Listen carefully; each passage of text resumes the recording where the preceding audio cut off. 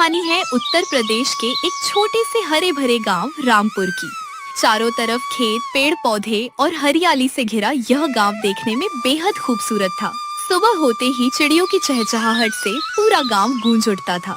सूरज की पहली किरण धरती पर पड़ते ही गांव के लोग अपने अपने काम में लग जाते। कोई खेतों में मेहनत करने जाता, कोई मजदूरी करने निकलता, तो कोई अपनी छोटी सी दुकान खोलकर दिन की शुरुआत करता। रामपुर गांव के लोग खाने पीने के बहुत शौकीन थे। शाम होते ही गांव का बाजार लोगों से भर जाता था। इसी गांव में एक दिन पड़ोस के माधवपुर गांव से एक गरीब युवक काम की तलाश में आया। उसका नाम था गोपाल। गोपाल बहुत गरीब था। उसके पास ना रहने के लिए घर था और ना ही ज्यादा पैसे। वह काम की तलाश में गांव की गलियों में घूम रहा था। तभी उसे एक आदमी दिखाई दिया। भाई साहब, क्या आप मेरी थोड़ी मदद कर सकते हैं? हाँ भाई, बताओ क्या हुआ। मैं पड़ोस के माधवपुर गांव से यहाँ काम की तलाश में आया हूँ, लेकिन मेरे पास ना पैसे हैं और ना ही रहने के लिए कोई घर। मैं अपना कोई छोटा मोटा काम शुरू करना चाहता हूँ। देखो भाई, मैं तो तुम्हारी ज्यादा मदद नहीं कर सकता, लेकिन हमारे गांव में एक बड़ा साहूकार है। उसका नाम लालचंद सेठ है। वह लोगों को ब्याज पर पैसे देता है और उसके पास किराए के मकान भी हैं। अरे भाई, यह तो बहुत अच्छी बात है, लेकिन मैं ऐसा कौन सा काम शुरू करूं जिससे मेरी कमाई अच्छी हो सके? शाम के समय हमारे गांव के लोग बाजार में खाने पीने के लिए जरूर आते हैं। यहाँ बबलू कचौड़ी वाला बहुत मशहूर है। तुम चाहो तो कोई नई खाने पीने की दुकान शुरू कर सकते हो।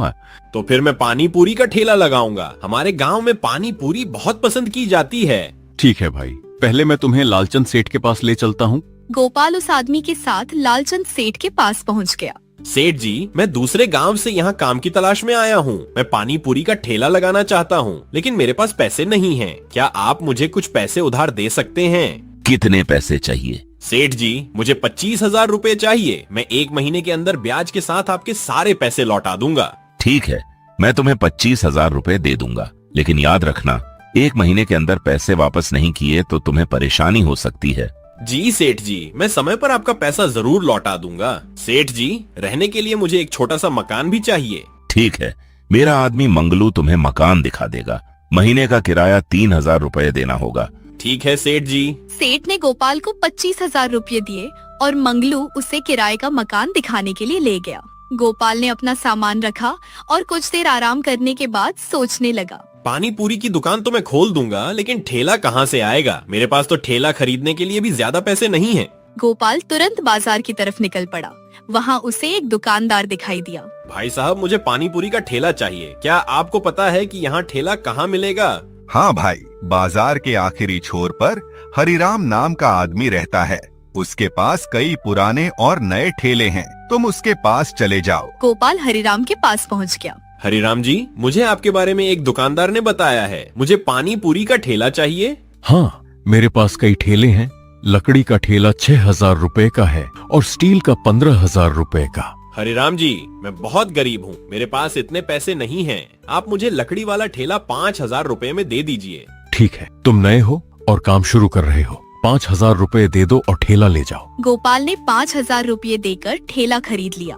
अब उसके पास कुछ पैसे ही बचे थे। उसने अगले दिन किराने की दुकान से पानी पूरी बनाने का जरूरी सामान खरीदा और अपने नए काम की तैयारी शुरू कर दी। अगली शाम गोपाल ने पानी पूरी का सारा सामान तैयार किया और अपना ठेला लेकर बाजार पहुंच गया।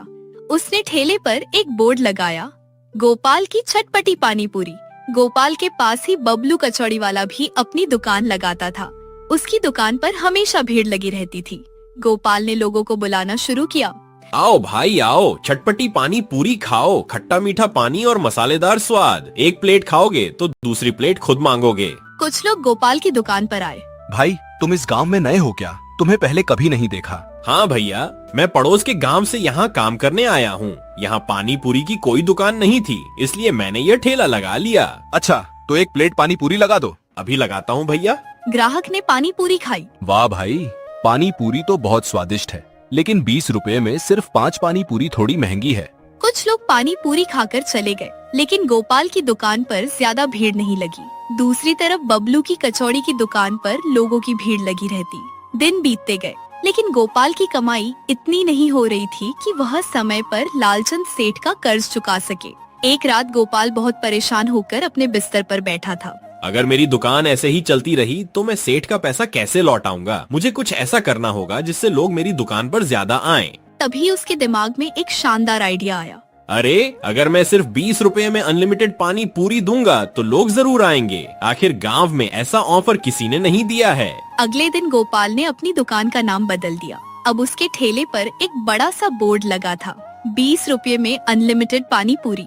शाम होते ही गोपाल बाजार पहुंचा और जोर जोर से आवाज लगाने लगा। आओ गांव वालों आओ, सिर्फ 20 रुपए में जितनी चाहो उतनी पानी पूरी खाओ। खट्टा मीठा पानी, तीखा मसाला और भरपूर स्वाद। आज पेट भरकर पानी पूरी खाओ। गोपाल की यह बात सुनकर लोग हैरान रह गए। क्या कहा? सिर्फ 20 रुपए में अनलिमिटेड पानी पूरी? हाँ भाई, सिर्फ 20 रुपए दो और जितनी पानी पूरी खानी है खाओ। अरे भाई, ये तो बहुत बढ़िया ऑफर है। धीरे धीरे गोपाल की दुकान पर भीड़ जमा होने लगी। लोग पानी पूरी खाने लगे और गोपाल उन्हें एक के बाद एक पानी पूरी खिलाता गया।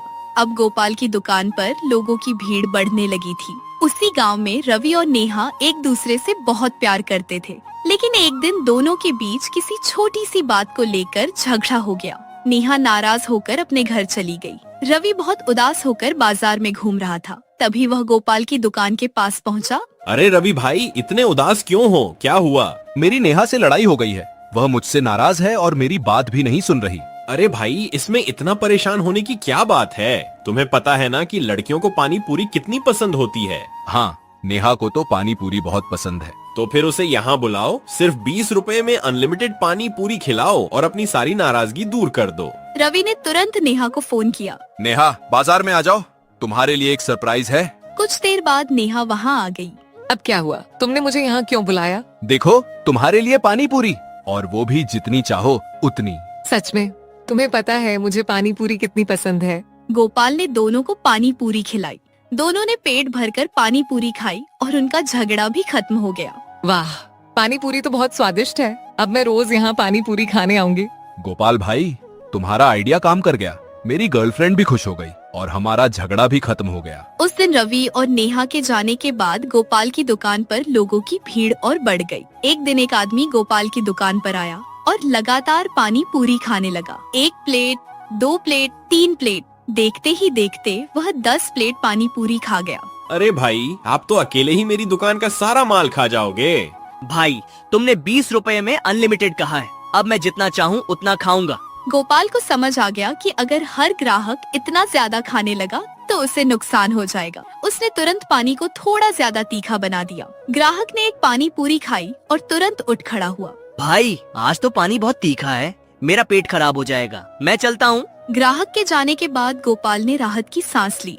उफ, आज तो मेरी दुकान बच गई। उसी गांव में 2 दोस्त सोनू और मोनू रहते थे। एक दिन दोनों चबूतरे पर बैठे थे। यार, रोज रोज कचौड़ी खाकर मन भर गया है, कुछ नया खाना है। तो चल पानी पूरी खाते हैं। सुना है 20 रुपए में अनलिमिटेड पानी पूरी मिल रही है। चल आज देखते हैं कौन ज्यादा पानी पूरी खाता है। जो हारेगा वह दूसरे को 500 रुपए देगा। मंजूर है। दोनों गोपाल की दुकान पर पहुँचे। भैया, हमें अनलिमिटेड पानी पूरी खिलाओ। आज हम दोनों के बीच प्रतियोगिता है। अरे वाह, 20 रुपए में जितनी चाहो उतनी खाओ, लेकिन ज्यादा खाने के चक्कर में बीमार मत पड़ जाना। दोनों पानी पूरी खाने लगे। 1 प्लेट, 2 प्लेट, 3 प्लेट। दोनों ने खूब पानी पूरी खाई। कुछ देर बाद मोनू ने हाथ खड़े कर दिए। बस भाई, अब मुझसे और नहीं खाया जाएगा। मैं हार गया। हा, मैंने कहा था ना कि मैं जीतूंगा। अब निकाल 500 रुपए। मोनू ने सोनू को 500 रुपए दिए और दोनों वहाँ से चले गए। गोपाल यह देखकर बहुत खुश हुआ। अब उसकी दुकान पर रोज भीड़ लगने लगी थी। एक शाम गोपाल की दुकान पर 2 गरीब बुजुर्ग आए। बेटा, हमें बहुत भूख लगी है। हमारे पास खाने के लिए पैसे नहीं है। अगर कुछ खाने को दे दो तो भगवान तुम्हारा भला करेगा। बाबा, मेरे पास दाल चावल तो नहीं है, लेकिन आप पानी पूरी खा सकते हैं। मैं आपको मुफ्त में पेट भरकर पानी पूरी खिलाऊंगा। बेटा, भगवान तुम्हें हमेशा खुश रखे। गोपाल ने दोनों बुजुर्गों को पेट भरकर पानी पूरी खिलाई। बेटा, तुम बहुत अच्छे इंसान हो। भगवान तुम्हारी दुकान को खूब तरक्की दे। बाबा, जब भी भूख लगे बिना किसी झिझक के मेरे पास आ जाना। मैं आपको हमेशा खाना खिलाऊंगा। दोनों बुजुर्ग गोपाल को आशीर्वाद देकर वहाँ से चले गए। धीरे धीरे गोपाल की पानी पूरी की दुकान गांव की सबसे मशहूर दुकान बन गई। अब लोग कचौड़ी खाने की जगह पानी पूरी खाने के लिए गोपाल के ठेले पर आने लगे। यह देखकर बबलू कचौड़ी वाला बहुत परेशान हो गया। जब से ये गोपाल गांव में आया है, मेरी दुकान की बिक्री आधी हो गई है। अगर ऐसा ही चलता रहा तो मुझे अपनी दुकान बंद करनी पड़ेगी। मुझे कुछ करना होगा। बबलू गुस्से में गोपाल के पास पहुंचा। गोपाल, तुम दूसरे गांव से यहाँ आए हो, अपनी दुकान बंद करो और वापस चले जाओ। तुम्हारी वजह से मेरी दुकान बर्बाद हो रही है। बबलू भाई, मैंने किसी का रास्ता नहीं रोका है। मैं मेहनत करके अपना काम कर रहा हूँ। अगर लोगों को मेरी पानी पूरी पसंद है तो इसमें मेरी क्या गलती। तुम्हें इसका अंजाम भुगतना पड़ेगा।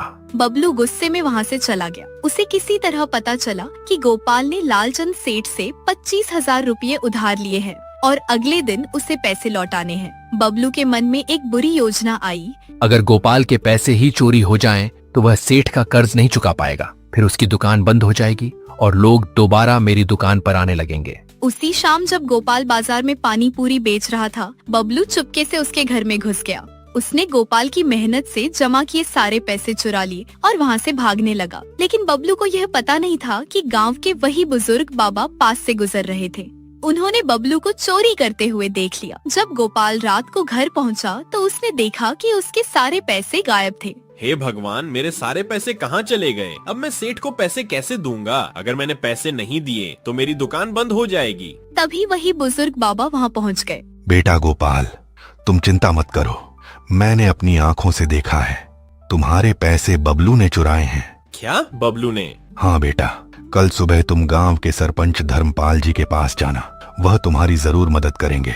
ठीक है बाबा, मैं कल सरपंच जी के पास जरूर जाऊंगा। अगली सुबह लालचंद सेठ गोपाल के घर पहुंच गया। गोपाल, 1 महीना पूरा हो गया है, मेरे पैसे वापस करो। सेठ जी, मेरे साथ बहुत बड़ी मुसीबत हो गई है। मेरे सारे पैसे चोरी हो गए हैं। बस मुझे 1 दिन का समय और दे दीजिए, मैं किसी भी तरह आपके पैसे लौटा दूंगा। ठीक है, मैं तुम्हें सिर्फ कल तक का समय दे रहा हूँ। अगर पैसे नहीं मिले तो तुम्हें इसका परिणाम भुगतना पड़ेगा। सेठ के जाने के बाद गोपाल सीधे सरपंच धर्मपाल के पास पहुंचा और उन्हें पूरी बात बता दी। सरपंच ने बबलू को भी बुला लिया। बबलू, क्या तुमने गोपाल के पैसे चुराए हैं? नहीं सरपंच जी, मैंने कुछ नहीं चुराया। गोपाल मेरे ऊपर झूठा इल्जाम लगा रहा है। गोपाल के पास तुम्हारे खिलाफ कोई सबूत नहीं है, लेकिन एक बुजुर्ग ने तुम्हें चोरी करते हुए देखा है।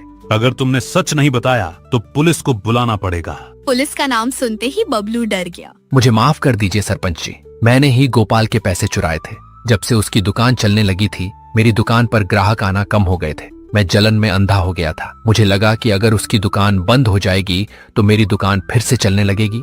बबलू भाई, तुमने मेरे साथ बहुत गलत किया, लेकिन अगर तुम्हें अपनी गलती का एहसास हो गया है तो मैं तुम्हें माफ करता हूँ। सरपंच ने बबलू को चोरी की सजा दी और उसके सारे पैसे गोपाल को वापस दिलवा दिए। साथ ही बबलू की दुकान कुछ समय के लिए बंद करवा दी गई ताकि उसे अपनी गलती का एहसास हो सके। गोपाल ने लालचंद सेठ के सारे पैसे ब्याज सहित वापस कर दिए। इसके बाद वह पहले से भी ज्यादा मेहनत करने लगा। कुछ समय बाद बबलू को भी अपनी गलती का एहसास हो गया। वह गोपाल के पास आया।